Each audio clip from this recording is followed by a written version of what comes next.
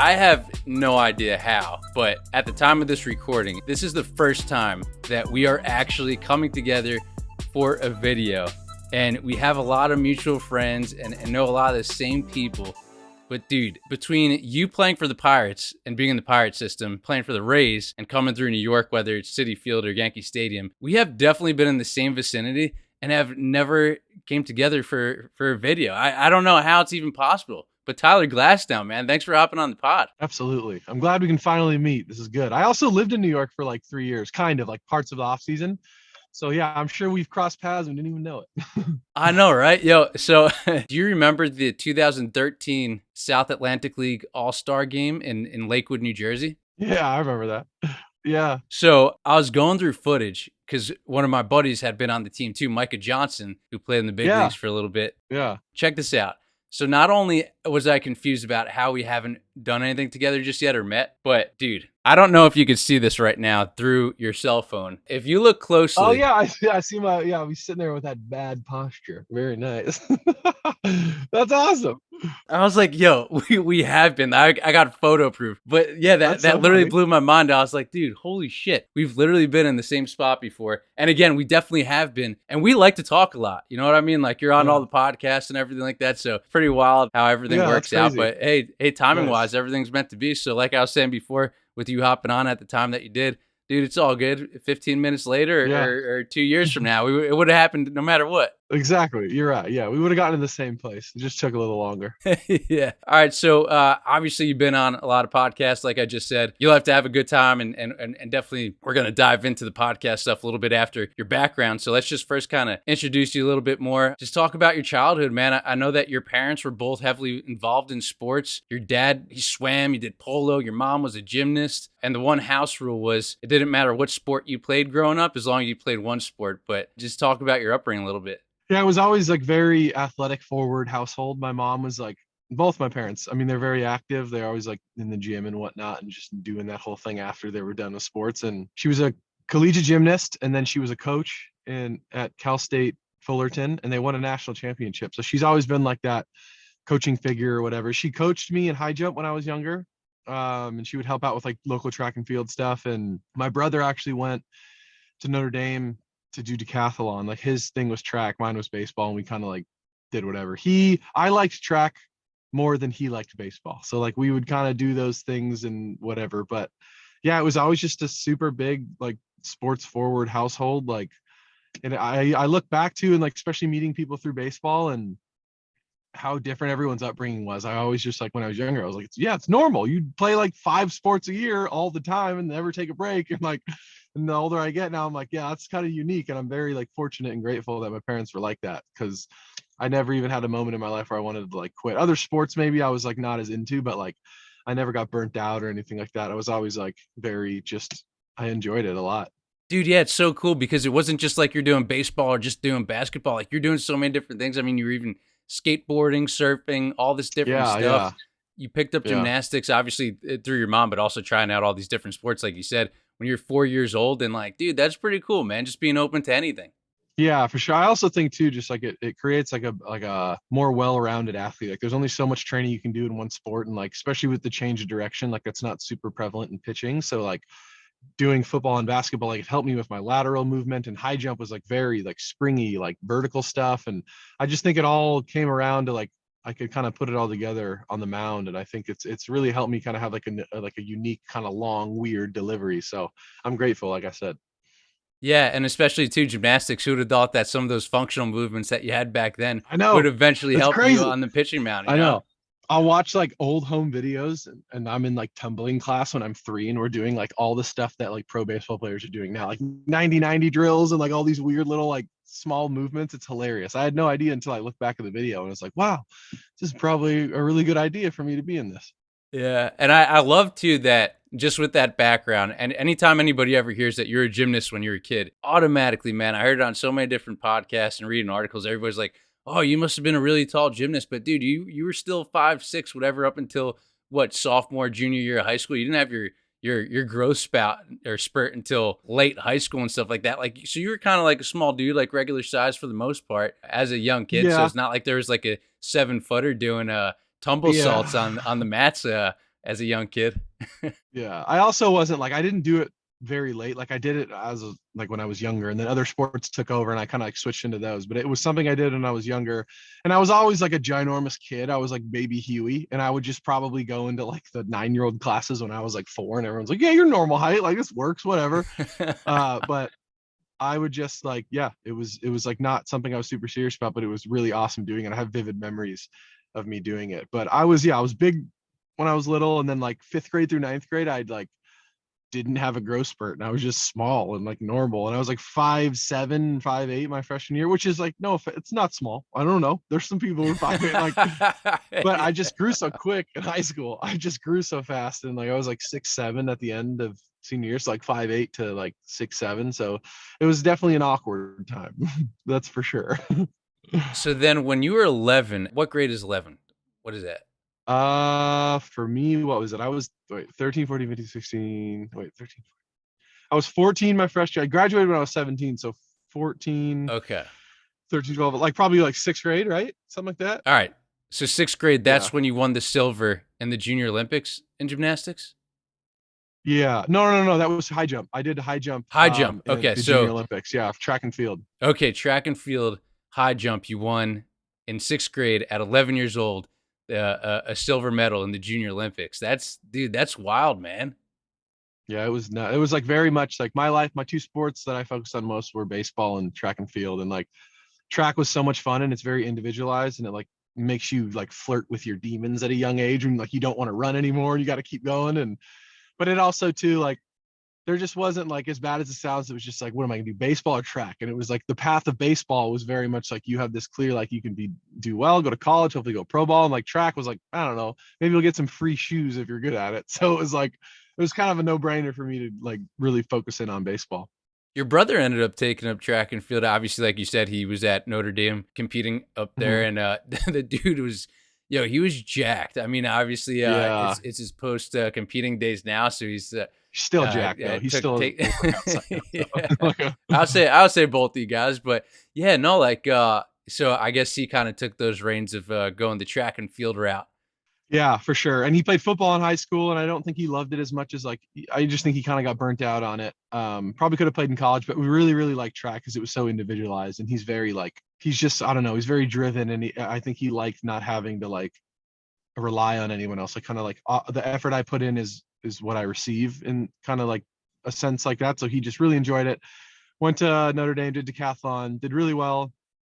Went pro for a little bit, like and competed after for a bit, like with hopes to maybe like try and do the Olympic stuff, and then like went out of that. Now he's working. Now he's doing that stuff.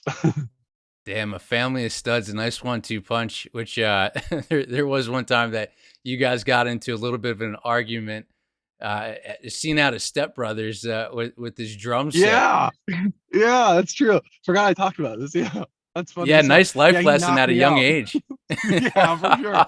It was good. I learned that like I think it's an important, valuable lesson. Like if you get punched in the face, it's like, whoa, okay, I got to reassess how that happened. Like, yeah, I was just being an annoying older brother or younger brother. Then I was just being just a dick. And he was like, please get off of those, and like was being nice. And then yeah, we went and like had a little shoving match, and then I like tried to punched him a little bit. I was like small, and then he punched me, and I was like, oh. And then after we're brothers. We didn't give it like it was whatever.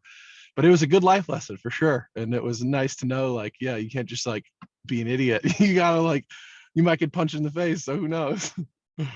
When Step Brothers came out, did you shoot him a text message, be like, dude, you got to see this one scene between John C. Reilly and Will Ferrell No, fighting each other? no, but it definitely was like as time went on, it was like very when I do see that movie, I'm like, because it literally it's the perfect scene. It's like the same thing that happened. There was just a couple more friends were there, but it was basically the same thing. So that is very funny. So your brother also has some sweet flow, nice head of lettuce, and He dude, does. He's got you good hair. still got one. And even back then, so like you didn't just like show up with this in the big leagues and get the show flow. It actually started back when you were a kid, when you were like a skateboard and a surfboard. You had that look going on as a young dude.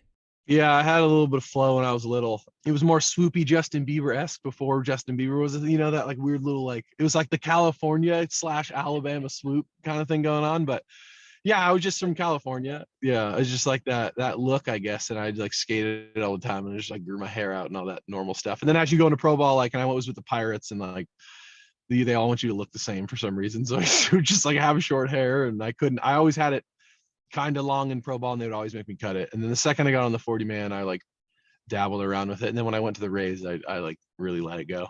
Dude, yeah, West Virginia Power, man, you had the shortcut then, single A ball.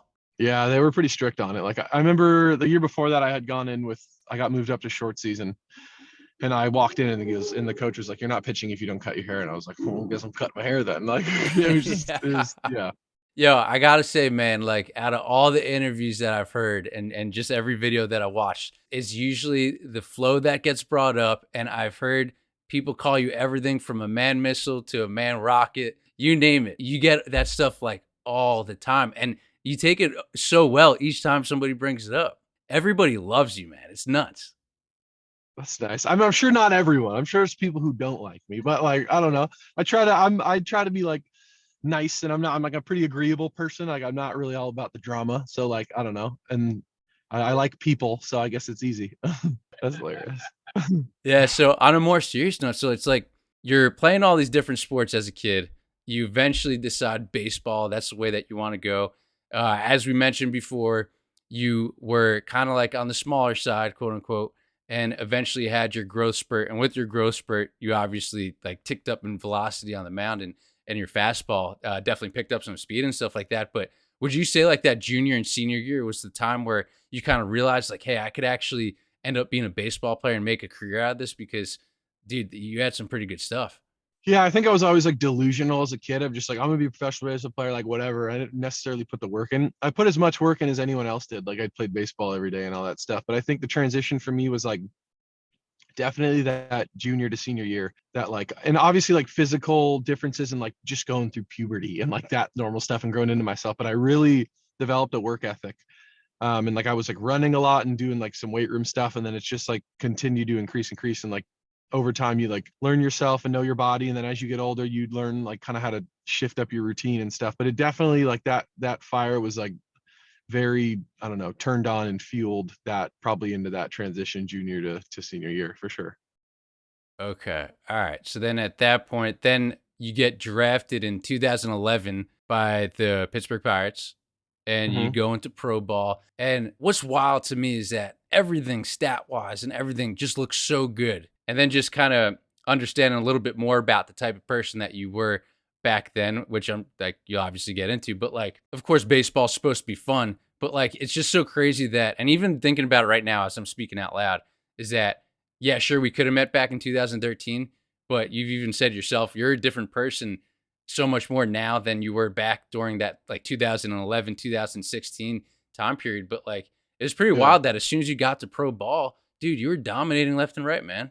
Yeah, I think it was always like I was always very talented physically. Like when I first got to pro ball, my walks were like out of control, and I got sent. I was supposed to go to short season that year, and I stayed in the GCL. And I remember just being devastated. I was like, I didn't get moved up, and it was like, especially going into pro ball, that's all you hear about is getting moved up. And like, I was finally supposed to, and then it just like I just couldn't. I just was a gangly mess, and I couldn't figure it out. And then like the year after, I just figured out a couple things, and my velo ticked up.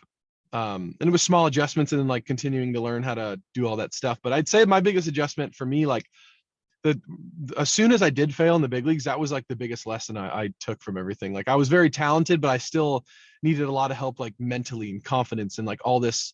I was always just do or die. Like my life is baseball. If I don't do good, I'm not happy. If I do good, I'm really happy. And I think finally, once I learned, like I failed, I was like miserable enough over time to realize like, okay, I got to figure out something else. Like this isn't working.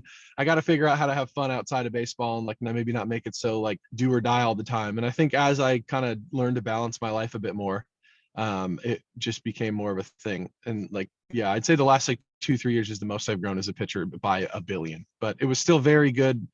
Like instruction and like kind of that whole minor league system will teach you how to grow up pretty fast. Like not only as a baseball player, but as like a person as well. So Would you say that during your time in the minors that you had your fun when you were away from the baseball field, or were you kind of like very, very hardcore baseball, baseball, baseball, baseball? Because I know that, like you said before in interviews, there's been times where you've been in the like the freezer aisle at 1 o'clock in the morning after Yeah. start, just working on your pitching mechanics. But like, did you have fun? And the reason why I'm asking is because there's a lot of baseball players who listen to this, whether they're in the minors or at the big league level, and also too just anybody in general. Just if they're working their job, like outside their job, try to have as much Yeah, fun as exactly. possible. And you eventually, I know, learned that. But like during that time period, was there a lot of fun outside the ballpark? I don't think I was like mentally capable of having fun outside of the like I would go and do stuff and like go to situations or like do whatever, but I would always like I could never get my head, I could never be present. I was always like, hey, what about baseball? And like my mechanics don't feel good. And I'd go to like an amusement park or I'd go out with friends and maybe get a couple drinks or something. And I would just the whole time I would be sitting there like, okay, if I do this with my back leg and I do this with my it's what makes me good at baseball. Like every good baseball player has that like OCD obsessive nature to him. But it was like crippling after a while. And what got me through it was my success on the field. So it was like, well, I guess this works. And then the second I kept doing that like mental whatever all the time, and then I didn't have success, that's when I was like, oh my God, like this is not working. It was a lot of stress. And then I think that I couldn't get to the place I'm at now unless I struggled. And even early in the Dude, minor leagues, people yes. would always tell me that. Everyone would always be like, you got to fail first. And I was always like, that's some airbud bullshit. I don't believe you. Like, I don't, whatever. And then the second I failed, I finally, like, it really, like, it just helped me understand myself, I guess. And like now I definitely can enjoy the things outside of baseball more then. But like I do look back at the minor leagues and like I have so many good memories associated with it. But I also just reminds me of like that was the most stressful time of my life by a lot. So it's good. It's a learning experience, I guess. I'll come through more of that All-Star game footage and find some smiling shots for you. Yeah. Yeah, it might be tough, but you'll see. Yeah. Well, it's crazy too, because when you think about like everybody evolves, everybody changes just like the seasons. And it's like at that time in your life, that was perfect for that moment. Yeah. Had it not happened that way, well, then maybe you wouldn't be here right now. Maybe we wouldn't be here right now. And everybody listening to this and watching Yeah. this one, they wouldn't have the chance to. But so it's just kind of crazy. I feel like, not to sound cliche, but everything happens for a reason. And I think that this is just kind of like one of those good examples of it, because what if you were one of those dudes, like an earlier round draft pick who just kind of walks around like he's the shit, and next thing you know, he's out of baseball 2 years from now and doesn't have a college degree. So Yeah. do you get what I'm saying? Yeah, Like for sure. I think your character was good for that time to help you get to this period, but you, as every human does, or hopefully does, evolve and just kind of find yourself.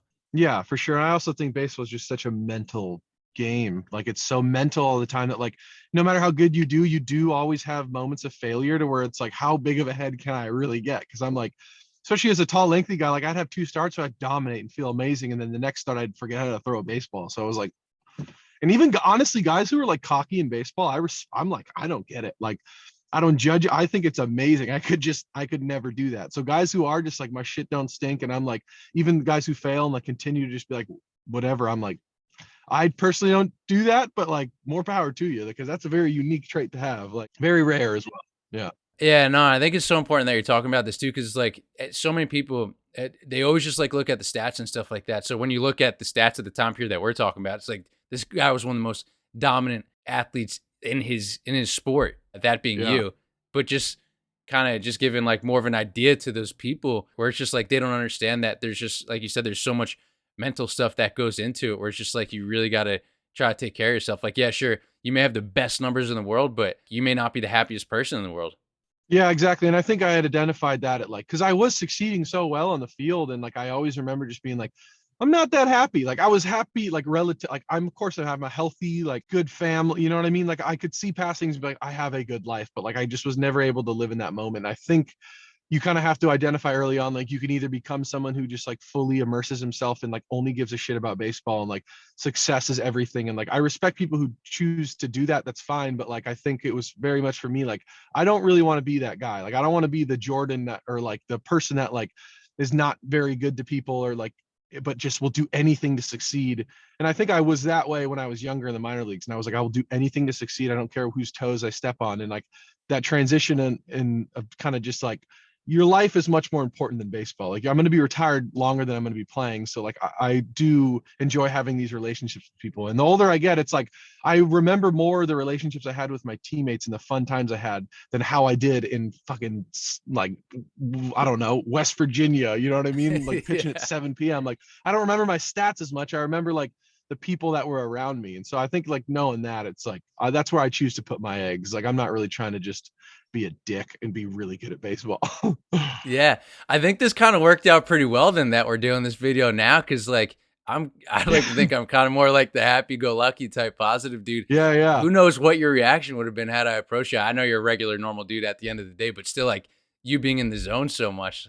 Yeah, it was like it was a shitty zone. It was a zone that you'd think like from all like that American mentality of like more is more. I was very stuck in that, like work out harder, don't recover, do more all the time, and then it was just like, all right, I probably would have figured it out eventually, but I'm glad it.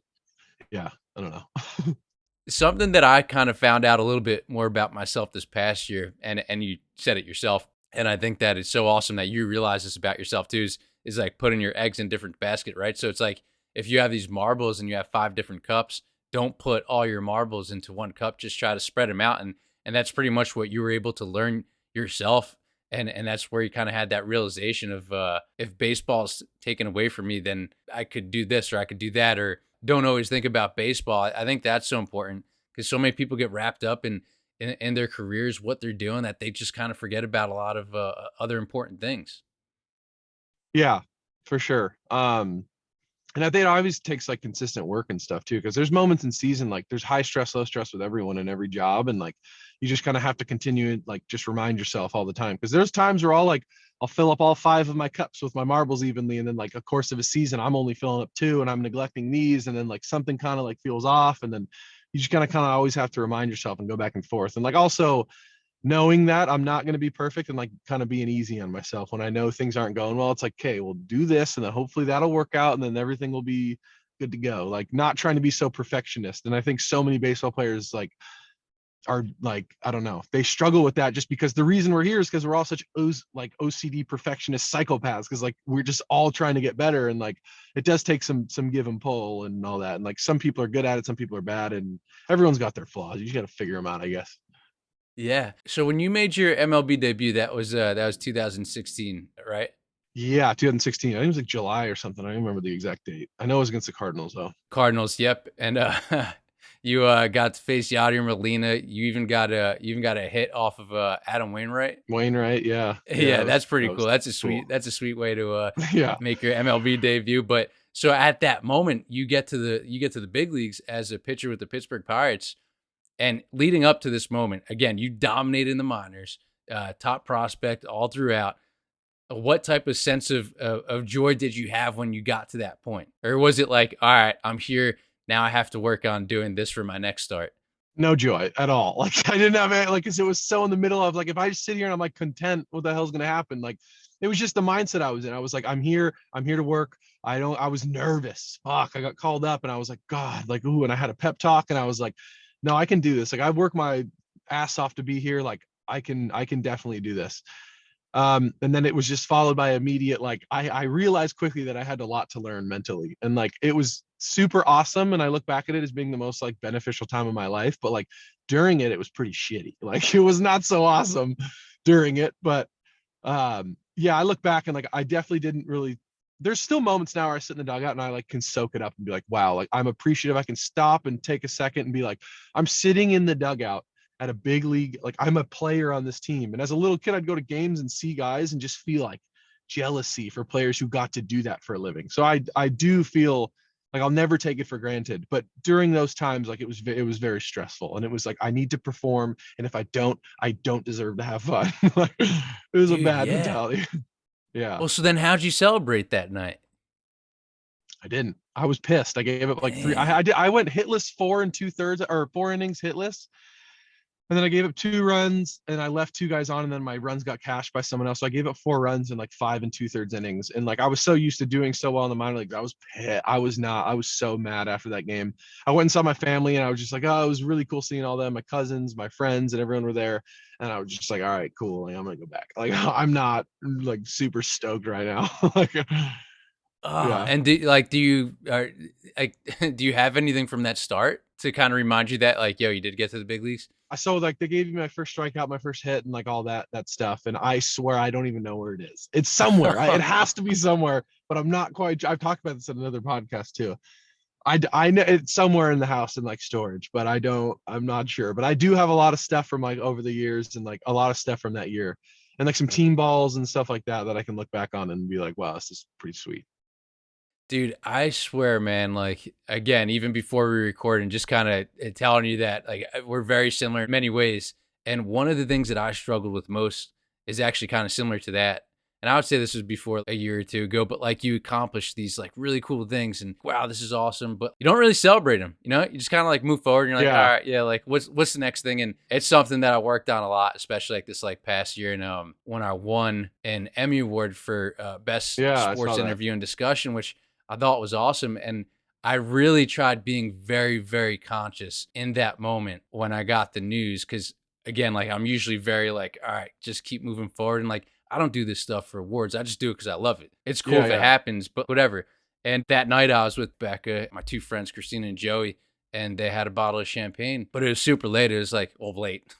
Midnight's late when you become a dad. Sure. There But you they're go. like, yeah, you want to open this thing? And I'm like, I mean, well, yeah, you know, and I'm always down to have a good time and down to have fun. Sure, yeah. After thinking about it for a couple minutes, I was just like, all right, fuck it, let's do it. And then like we had some Yeah, fun. great. Yeah. Like you said, it takes a lot of work on yourself to kind of get to that point where you kind of have to like realize those types of moments are special and to celebrate them as much as possible. That was kind of long winded, but I just want to let you know that, No, it and the makes sense. listeners too, Yeah. is that yeah, you could be the most successful person in the world, or try to be the most successful person in the world, but everybody's got their own thing that they're working on, and it's okay to celebrate no matter how big or Yeah. small the wins are.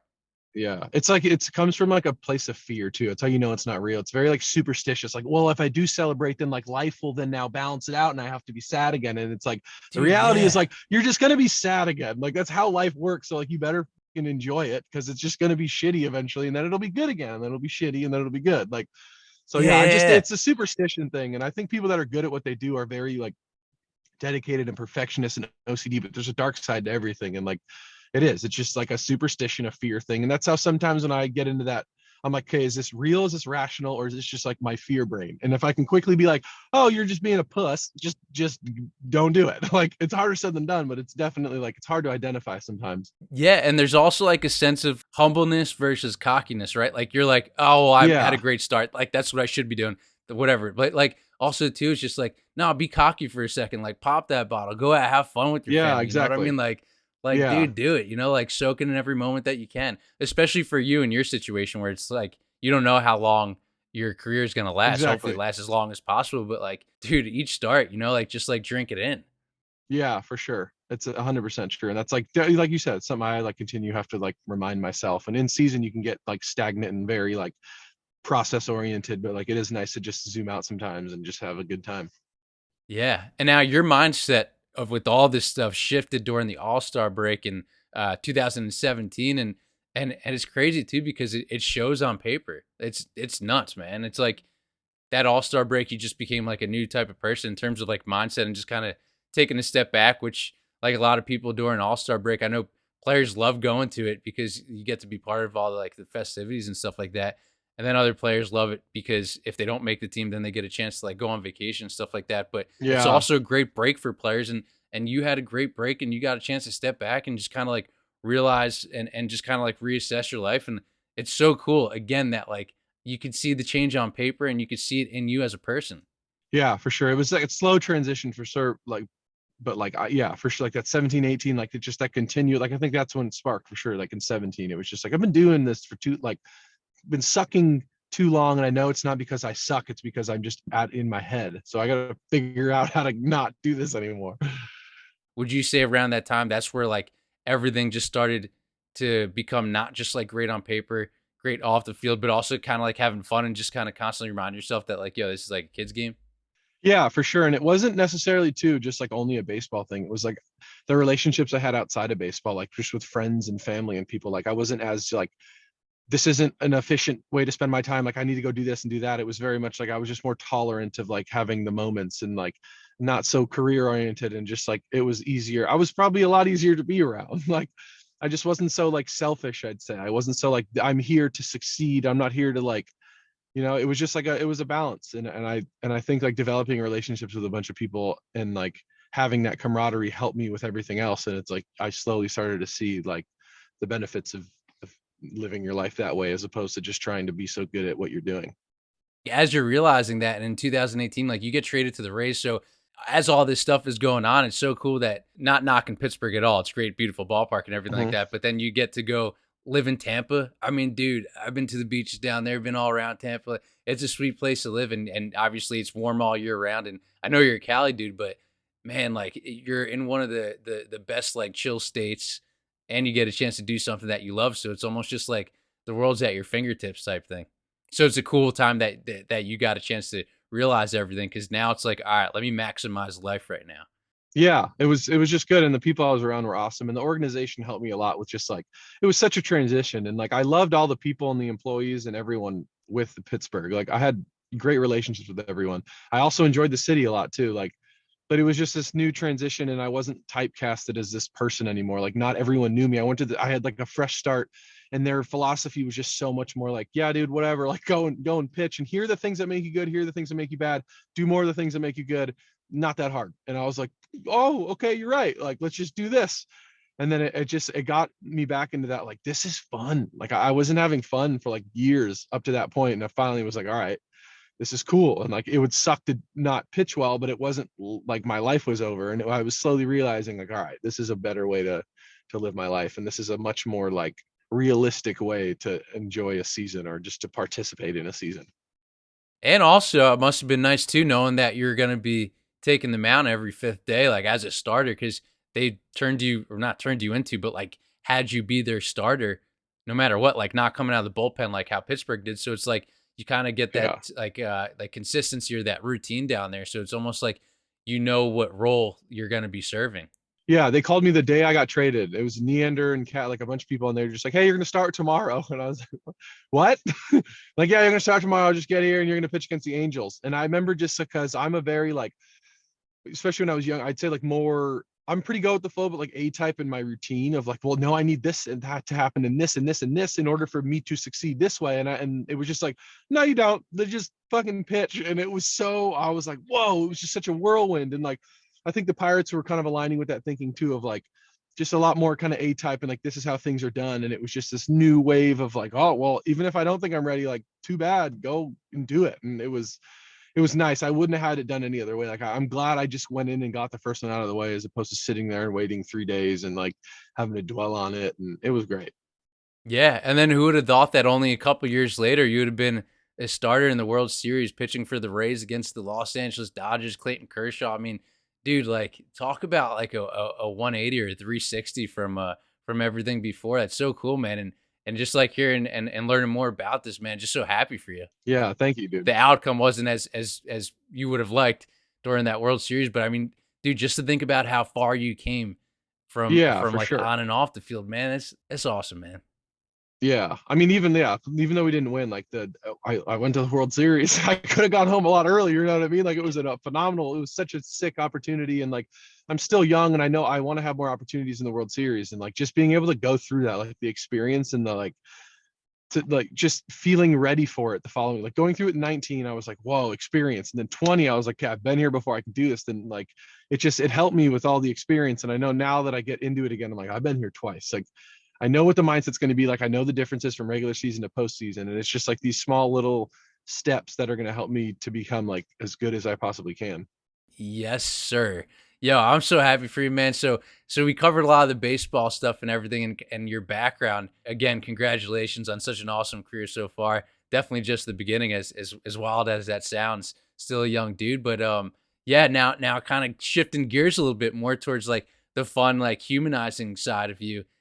Between this and so many other podcasts that you've been on, and even your own, it's so cool that you do all this, because just knowing everything that you had gone through on the mental side, and knowing how much you achieved, and now it's like you're Tyler Glasnow part two. You're, in my opinion, the type of person that if you were kind of like creating a player, that you'd want your team to be based around from a talent standpoint, but like a person standpoint. Crazy marketability, awesome person. Dude, you're having some fun, man. And it's awesome to see through the podcast world.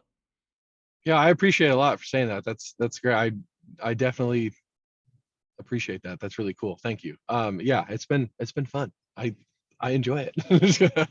Part of it, like it's so free and easy. Like you do feel a part of the conversation. Like I love long form stuff too. Like I'll get into phases where I read and stuff, but most of my knowledge or any sort of info I get is always off of like podcasts and just driving or what lifting, doing whatever. Like it's just you can always consume it and it's good. It's easy listening and I like it.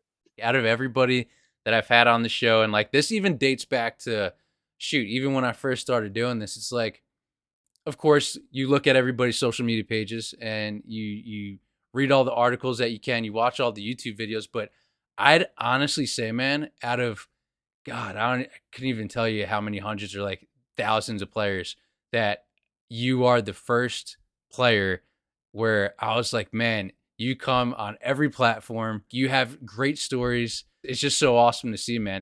Appreciate it, man. Thanks. Yeah, I think too. I like in seasons you don't really want to do it sometimes. Like especially it's. I think it's a good thing to have because like no matter how, if you're doing well or bad, committing to something like you're gonna have to do it. So like the days you give up a shit ton of runs and then you have to go and do a podcast or do something the next day, you're like, oh, I like the fit. And that's what I don't think a lot of baseball players do it because it doesn't feel good to like do all that when you're not doing well, when you're in a slump and you don't. But it's very important to just kind of you still have to just do stuff and like live your life. And I think it's a constant for me. It's a constant thing that reminds me like your life doesn't stop with baseball. Like, yeah, you did bad yesterday, but like you got to do it. So just do it. It's just kind of like, I don't know. I think it's just an important thing to do. And I like when I see other guys do that stuff as well. Cause there's so much opportunity for failure. Like if you do like lean into all the times you feel failure or you lean into all the times people like say stuff to you on the internet or whatever, like it'll just make you crumble. So if you just got to do it, you got to keep doing it. And if, especially I enjoy it as well. So it's fun.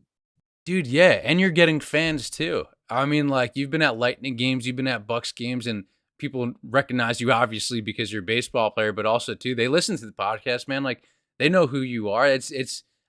You've seen firsthand how powerful doing stuff like this is.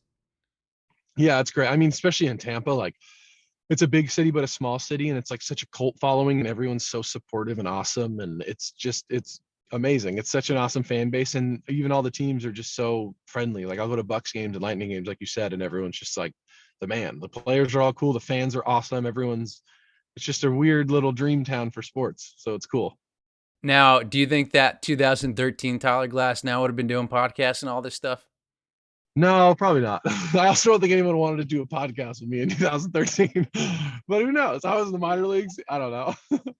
I love that, man, dude. That's what Yeah. that's like such like a big message though. It's just like just the evolution and just like being happy with yourself and just like making the most out of every single opportunity that you have. Yeah, for sure. I do think I have that bug in me too that like my biggest fear is regretting something that I didn't like do to my fullest as I was doing it. Like I'll talk to a lot of old baseball players as well that are like I just wish I would have like leaned into the other side of things more and like cuz once you're done with baseball like the opportunities aren't as prevalent and like you're a retired baseball player now and like that's still awesome. You still had your experience but like it's just a good time to like I just never want to wake up one day and be like, well, I could have done more, should have done more. And it's yeah. And it's you know, like I enjoy it too. So it's not just like this hard work that I don't want to do. It's like something I enjoy. Yeah. And you know what I love too? What's awesome is that a lot of the photos that you've been tagged in, if you do bump into somebody at a sporting event and they want to take a picture with you, like you could tell that you're genuinely smiling. You're just a Yeah, dude yeah. that's having fun and making time for fans that come up to you because by doing all this stuff, you're obviously getting more attention, which when you go out and about, you being fun and just a normal human being like how you are right now, a lot of times people will kind of expect that when they interact with you. And like you said, you could be having a bad day because you had a bad start, or you could be having a good day and you feel like the man, you know what I mean? So just those interactions just with the fans and stuff like that, I think it puts a certain expectation on the fan side, but like just the fact that you've been able to handle that so well has been pretty cool. Or at least from what I've seen. Yeah, no, I mean, if I'm out in public and someone wants to cut, like, I'm never, it's a genuine, like, I enjoy it because you can tell they're just so geeked up. And it's funny too, because I'm like, I'm not like, I'm just a normal dude. Like, I'm not that cool, but they're all so stoked. And I'm like, well, this is awesome. Like, they're having a good time. And I think too, like, my family's just kind of like my dad and my brother are the same way. And like, my dad is more just like, fuck, just like a bubbly, super fun guy. And I think a lot of that is, it's just kind of how I am in nature. But also, like, I remember as a little kid, seeing a professional athlete or going to a game or I saw Kobe Bryant at Disneyland one time and I was so nervous and I walked up to him and he was with like a Disney representative, like walking around the park because clearly he can't get like bombarded by a bunch of fans. And I walked up and I was like shaking and I had my paper and I was like, Mr. Kobe, can you sign my paper? Freaking out. And the lady was like, get out of here. She just like shooed me away. And I'm like a 9 or 10 year old at Disneyland. And I swear it ruined my day. Like I had no fun at Disneyland. I was just like the whole day I was in my head about like I didn't get Kobe Bryant's autograph, like he hates me now and all this weird stuff.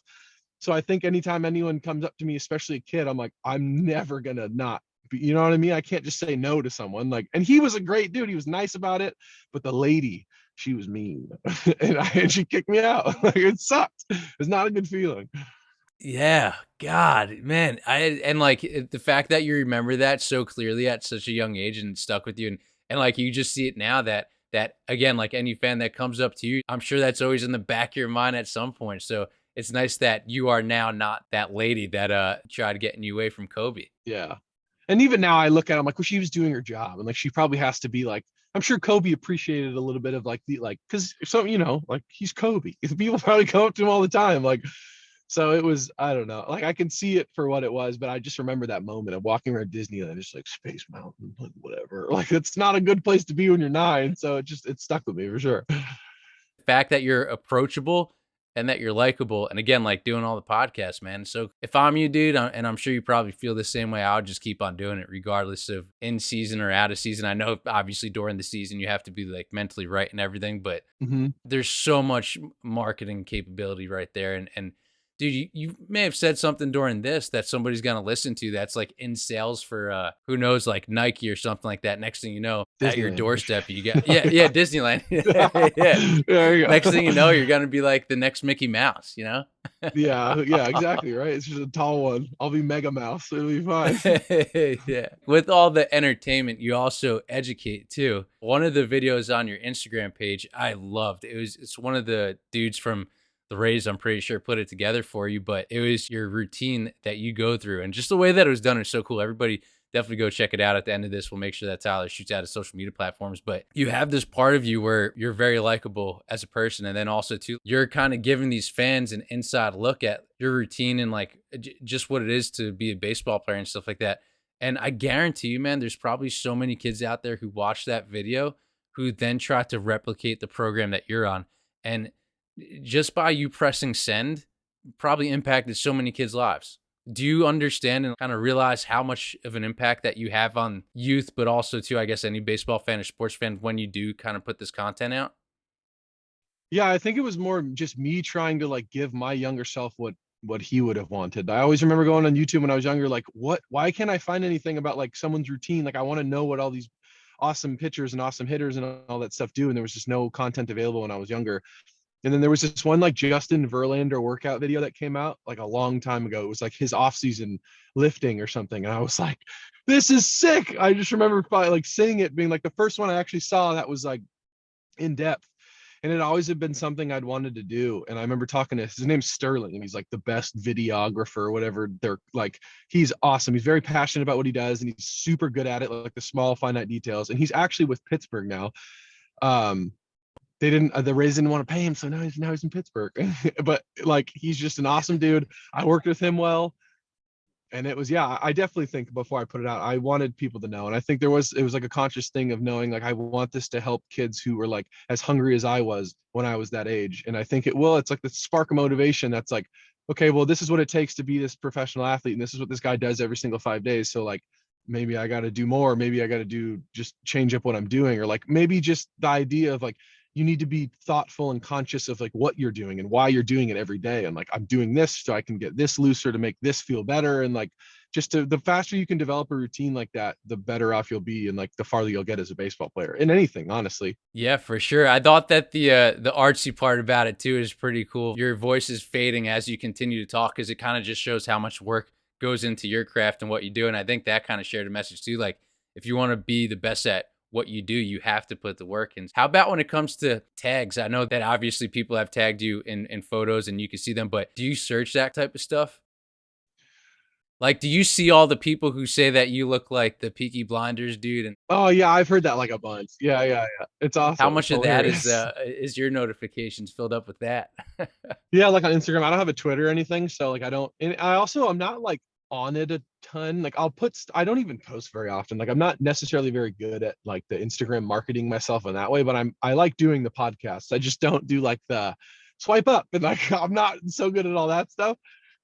But like yeah, I see all of it, and people are always like very nice, and like even the people that like aren't and they're like talking some shit, I'm like, I like this. If it's like if it's funny and tasteful, I'm like, this is the art of baseball. Like this is what baseball's built off of. So because you can always take something good from it, even if the people are being like mean. And like Pittsburgh, not a lot of good comments, but I found out, especially in Pittsburgh, that like there's certain things that will like maybe deter me, but like other people's like Twitter words and that like never, I don't, that's just what it is. Like that's what people will always talk. So I think it helped me realize like, okay, this is not something that's really going to affect me like negatively. So I can kind of take the good ones for what they are and the bad ones for what they are. Dude, if there's anything that I want to see on your social media platforms, it's or I guess Instagram specifically. I'm a big dog guy. I love dogs. I know you got a mini Australian Shepherd, or your family does. Just stuff like that. I know you share a lot of travel pictures too, but I know you got a lot of great stuff that I'm sure that you could put out. Yeah, I'm sure there's a bunch of, I just don't post. I'm bad at it. Even people in my agency like, you should post more. And I'm like, probably, but I'm not going to do it. Like I will as it goes on, but like, I don't know. I think it's a good, like picking the things, like, I don't want to do the thing where I post every day, like just stuff that I like, that's like true to me. Like not necessarily like I'm trying to like market it. I just like stuff that I'm like, oh, I think this is cool. And this isn't a thing that I had a lot of fun in. And like, this is what's like true to me. I'll post that stuff. When you went out to Europe for that 3 week trip, I think it was in 2018. Did you Mhm. take a lot of photos out there? And also, too, you did that solo, man. Props to you. But did you take a lot of photos while you were out there? Or was that kind of just more of a let me take in all the sights and sounds type trip? More taking the sights and sounds, but I definitely took photos. They're on my computer. They're not on my phone, so I don't like have them at my like disposal. But I remember looking at my computer the other day and seeing it, and it's funny too because I look back at those and it like sparks a lot of memories. And like I took enough photos, not like I wanted to have the good balance of like not just being on my phone trying to like create content. I wanted to just do it because I was there and like I just wanted to experience it like someone would 100 years ago. But I definitely took a lot of photos that I know that were going to like trigger memories for me and like places I stayed and like people I was with and people I met. And you know what I mean? Just like that stuff. But yeah, the solo trip was like the best. I think that was not my favorite way, but it's such a unique way of traveling that like I think I'll do that for a long time. Like I'll try and sneak away and do solo trips as much as I can. Yo, I'm so on board with that. I know a lot of people who think that it may be kind of weird to go on a trip by yourself or even go to a movie by yourself, which I did once while Becca was at a baby shower or bridal shower. So I went I went to a movie once. But after I experienced it, I was like, damn, this is one of the most relaxing things ever. You don't It's have to worry awesome. about sharing the popcorn with anybody. You don't have to like worry about somebody saying something. If you go to the bathroom, you just get to chill out by yourself. But yeah, will we be seeing any of the photos or anything like that being posted from that trip? I'll find some. I used to have an old Instagram and I had all my stuff on there. And then I remember I was like, I don't really go on this a ton. Like, I'm just not going to have an Instagram anymore. And I deleted it. And like, I didn't have one for like a year, maybe a year and a half. And then I remember last year in like the World Series, I was like, what am I, like, I'm just going to get an Instagram. Like, I don't know why I deleted it. Like, it was weird, but I remember at the moment, all that stuff was on there and I had like all my trips on those little story things and all that. And I'll find them and I'll throw it on. Who knows? While you're out there, I've heard you mention this in a handful of different times. When people ask, what do you do as a profession? Like you always say construction worker. Yeah. Yeah, I always just say I'm in construction, and they go, "What?" And I'm just like the physical part. Like if they didn't try to ask me like questions, I don't know. Or if we're out with a group of baseball players in like the minor leagues, they'd be like, "What are y'all in town for?" And we'd be like with Dominican guys and everyone. They would be like family reunion, and they'd be like, "Interesting, okay." Like her mom she's a very kind woman, adopted all of us. Like the first guy to say they were baseball players always a guy who gets made fun of, so nobody wants to say it. So when you're out in Europe, did you stay in the same place the entire time, or did you bounce from spot to spot? No, I went to Paris. I started in Paris and then I went to I flew my brother out to Copenhagen. Him and me hung out in Copenhagen. So it was like solo Paris, Copenhagen, Prague, solo, and then I went to Amsterdam and then I went back to Paris and hung out. So I just went and I wanted to like I didn't do the train. I just took flights because I didn't have a lot of time because it was off season. So I would just stay in one place for 5 days, bounce somewhere, stay there for a couple days, and then like go to like the outside villages. And I would take like, if I say I'd go to Prague, I would take the train up to like somewhere I'd never heard of and like go do a hike or something, or like get a bike and go up the coast of Copenhagen and just like try to explore. And that's part of the reason I went solo, because I knew not everyone was going to want to ride a bike for 10 miles and like do a bunch of stuff. And you go with people and you want to make everyone happy, and everyone's like beta about what they actually want to do. They're like, I'm down for anything. And then they don't actually want to do anything. So it was just convenient and easy. And it was just a good way for me to like see it. And I loved it. It was awesome. Kind of goes back to the movie example. It's just like you get to pick the movie. You don't have to worry about sharing the popcorn. And it doesn't matter how much you Exactly. eat. It's perfect. Exactly. It's just way better. I'm gonna open this up. Look at that. Oh, Better nice. light. Hey, Okay. all right. Yeah, look at that. Ooh, nice. There you go. Sweet. Our lighting was terrible. What kind of ride is that? It's a BMW X6. I like it. It's a bigger BMW car. So X6. I fit in it. Yeah. I had an Audi for a long time, like a small sedan. It was like a 2011 from when I signed, and then I was in that forever. And then I finally got like a big one. Yo, wait, so this is the new car. I know that you were driving a car, like you said, the 2011 one for a long time. What made you get rid of it? Was it just that you want a new car? Did it like eventually give out? It was breaking down. I'd shipped it, like I'd lived out of it for 7 years. Like all my stuff fit into the tiny little car. So like I was just like shipping it back and forth and driving it too much, and like it was just falling apart. And also like I got like some money from the big leagues, and I was like, it's probably time for me to get a new car. And so I didn't even buy this. I leased this because I want to get a Tesla. I don't have a house yet to charge it in. So like I leased this for 3 years, so I can find like in 2 years when I have like a house and I know where I'm going to be, I can actually like charge my Tesla, you know? Tesla on deck. So the house thing too. So you still rent? I travel so much on the off season. I have no idea where I want to live still. Like I was convinced I wanted to live in Arizona, and now I'm like, and I've bounced around to so many different places, and I can never commit to like where I want to buy a house, because it's a lot of maintenance. And if I'm traveling all the time, like it just doesn't make sense to buy a house and like just let it get bad. So I don't know. But hey, I mean, it sounds like you lucked out a couple of times. You're renting from Evan Longoria, big leaguer, Yeah. and also to your neighbors with Mike Stud. Yeah, it was the place we just rented. It was Stroman's house, and Mike Stud was living there. And that's when I went. I did the podcast with him, and I just like walked across the street. It was really, really cool. Wait, so I know Stroman has the Peaky Blinders tattoo on the back from the main actor from it. Mm-hmm. I haven't been to his crib just yet, but I know he's got a bunch of the murals in the family room or one of the living rooms. It's so cool. I know Denzel's on it, awesome. but is the Peaky Blinders dude on it too? I think so. I don't remember all the stuff, but I just remember looking at it and being like, I don't even know who did it, but I remember walking in being like, this is really, really cool. And the whole house itself, like the pool layout and how the house is set up, is awesome. He did a super, super good job with that. Like he's obviously like a stylish dude, and like he can do like the design stuff well. So his house is put together very well. What's one thing that you would take from his house that you put in yours? Just the whole thing. I think the pool, like the furniture of the pool is really cool. Like the way that's laid out.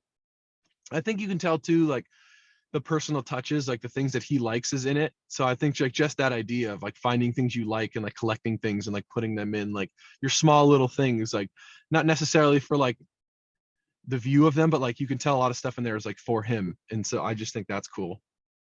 Yo, if you do a bullpen out on the dock and videotape that, I think that video would definitely go viral. Oh, I know. I saw him doing that too, and I was like, "That's the dude, dock. shirtless, just get out there." Yeah, man. Just get one of your buddies out there to catch, man. Next thing you know, you got like 1 million views on that. That'll get you a good command as well. Like if you miss, you're gonna lose a lot of balls. So you better you gotta hit the glove. Yo, so I love Lil Boozy. Wipe Me Down, man. If I had like a walk up song, it would probably be that. And I know you got the No Juice tattoo on the inside of your lip. And you also got the Old Dirty Bastard on the bottom of your foot that's wearing out. But yo, has the lip worn out at all, or does that just stay there for good? No, it's like still there. It hasn't gone away like at all, really. Yeah, it's like there for good. The bottom of the foot one's worn out. But yeah. No, it's stuck. I'm glad. I want it there forever. I want to be 90 with it. Yeah. Are you gonna get a new one, or you got any other ones, or just the two that you pretty much can't see? This is gonna be the only dated question in this entire episode. Yeah, there you go. I don't know. I don't know if I'll get more. I mean, if it's like a dumb, stupid idea that reminds me of like a really fun time, I will for sure. I always get ones that are just like not real. Like I won't get like anything like motivational. I'll just get stuff that's like reminds me of like a time in my life. like traveling or some stuff. I don't know. Probably. I don't know. We'll see. I don't have any plans for him, but maybe one night I'll just randomly get one. Yeah. Now, the last thing that I want to bring up, I know you're a big meditation guy. I love it. I Mm. have this thing where I don't look at my phone for the first 30 minutes of the day. And you do something where you meditate for the first 30 minutes of the day. When did you start doing that? And like, what types of effects have you seen from doing it? Just because I think it's so, I love not looking at the phone. I think it's great. You wake up clear minded. But what made you want to do that? And how positive has it been for you since you started doing that?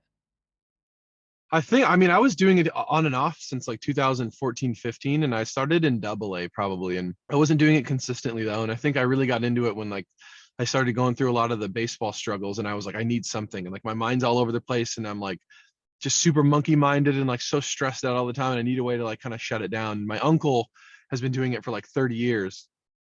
Oh, And so wow. I just talked to him about it. And like he's been doing it forever. And he would always be the person that I would ask questions to and like do all that stuff. But it's really just kind of about like just yeah, like taking it like once or twice a day where you can just like sit and just kind of let your brain relax. And it's a very subtle kind of thing. It's not like a workout where you feel so much different after. It's very like my thoughts are just more in order. And I think I'd started with doing it in baseball and I think it transitioned into just like part of my routine and like part of my like it's kind of just like more of like my life stuff. It's not necessarily about like trying to be the best baseball player and like meditating will help me throw a bunch of strikes. It was more like how do I just slow everything down and like because I'm an active like fast-minded kind of guy and I just think it's like and if you incorporate it in a routine it just becomes clockwork and then it's just I'm like good at being able to like be with myself, you know, and I do think it helps my focus and it does help me kind of lock in. And when I get away from it for a while, I do notice things start to like I can kind of run away with my thoughts a bit more. So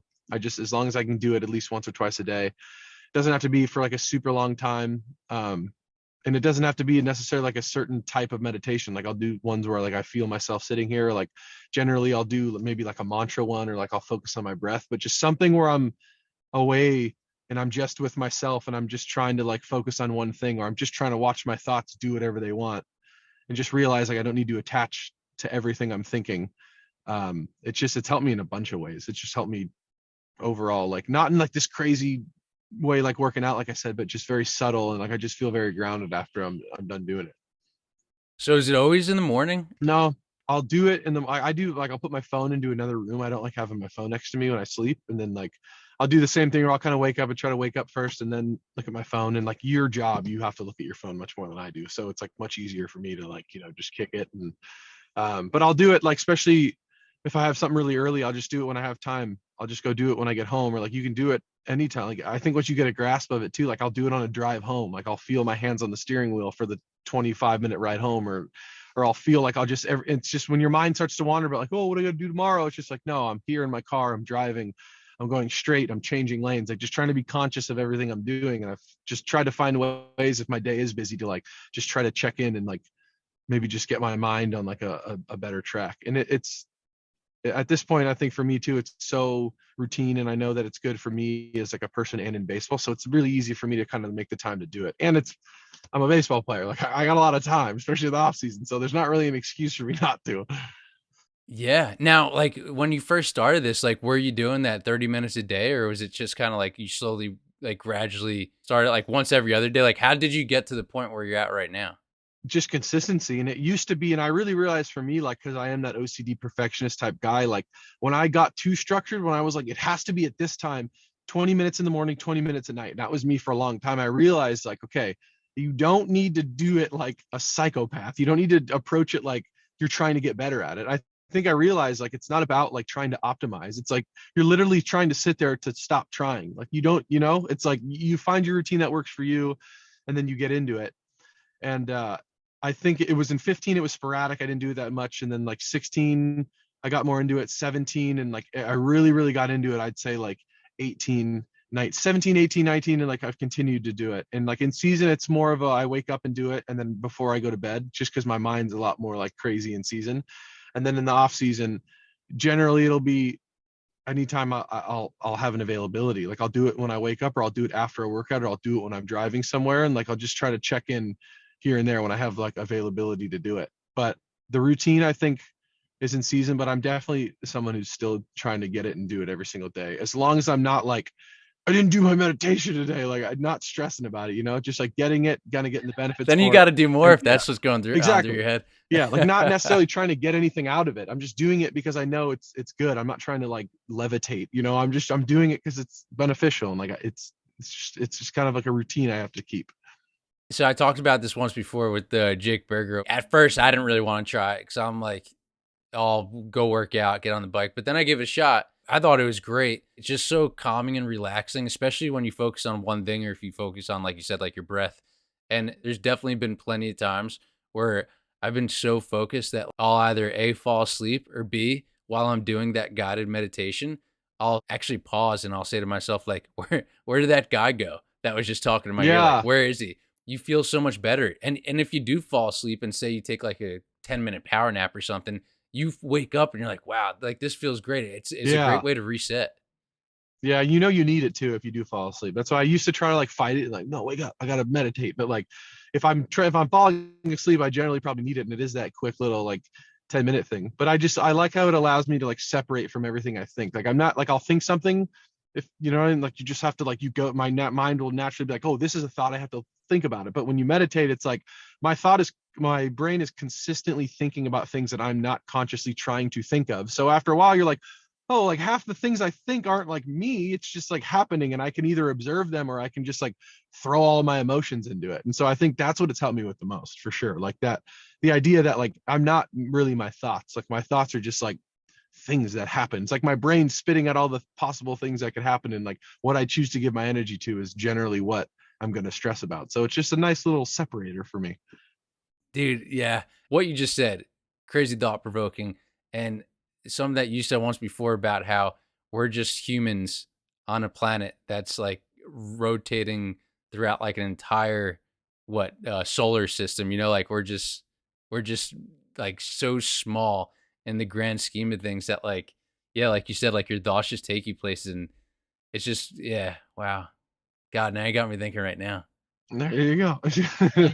Yeah, it's just, I guess everyone gets their own like thing on it, and like people take their own, like whatever they take from it's what they take from it. And like I'll talk to some people who have a completely different takeaway, and like some people have a different one, and it's just so cool that we're like, clearly everyone's just so unique. And it's just like baseball as well, like there's not one rhyme or reason, like everyone's got their own unique thing they figure out, and everyone's life is so much different, and depending on what they need to work on or things they want to, it's different. It's just nice like getting an open dialogue about like certain people and like what they get from it. Dude, let's go. If I'm starting a franchise, I'm putting you number one on the roster. Yeah. Tyler Thank Glasnow, you. man. What a boss. I want everybody to be able to follow your journey, and because obviously it's in my opinion, it's just the beginning. So where's the best place that everybody could go follow you on social media? I have an Instagram, and that's it, I think. Yeah, I have an Instagram, and I don't know, what is the handle? Glasnow T or T? Let me look. I don't remember. This is bad. Yeah, Glasnow T. Yeah. Dude, you are the man. Thank you so much for hopping on. Keep swinging, brother. Thank you very much, dude. That was really fun. Thanks for having me on. Your questions are awesome. It's very like open dialogue. It's a very awesome interview. It's like this is like the greatest style to do an interview. It was awesome. I really appreciate it, man. It was fun.